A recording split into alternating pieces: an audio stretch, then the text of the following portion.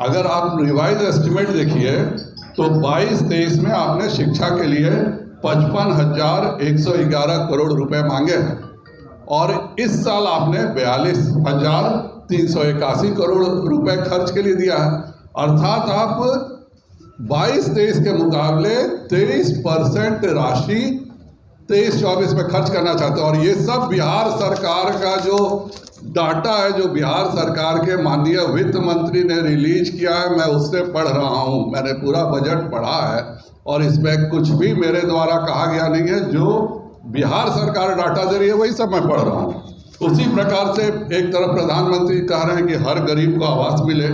आपने क्या किया कि 12,543 करोड़ 22-23 में पैसे दे रहे हैं आप आवास के लिए, और इस साल आप केवल 7,504 करोड़ दे रहे हैं। अर्थात 40% राशि गरीबों के मकान के लिए भी आपने इस बजट में पिछले साल के जो आपका रिवाइज एस्टिमेट का बजट है उससे कम किया है।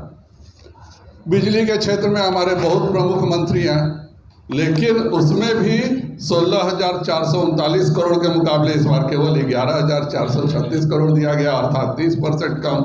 और उससे भी दुर्भाग्य की बात है कि आपने एक योजना शुरू की है स्मार्ट प्रीपेड मीटर। इसमें आप चाहिए नहीं चाहिए आपको 100 रुपया हर मीटर पर खर्चा लगेगा।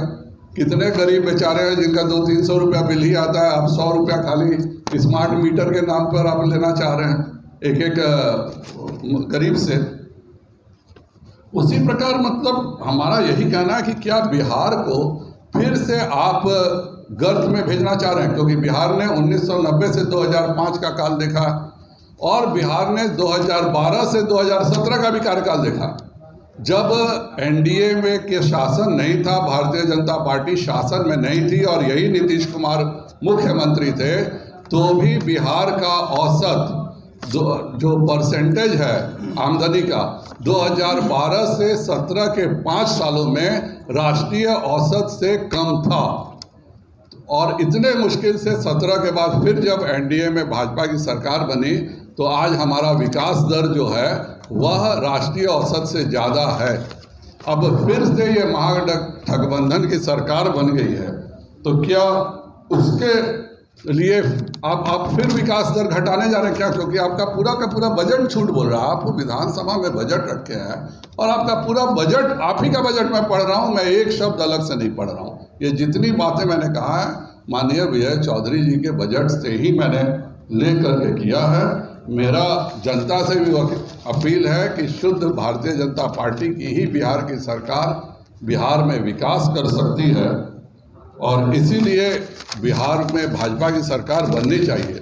और साथ में मैं इस महागठबंधन सरकार को चेतावनी देता हूं कि अगर 15 मार्च तक शिक्षकों का कोई निदान नहीं निकाला गया नौकरी का, तो भारतीय जनता पार्टी भी इस आंदोलन में कूद पड़ेगी।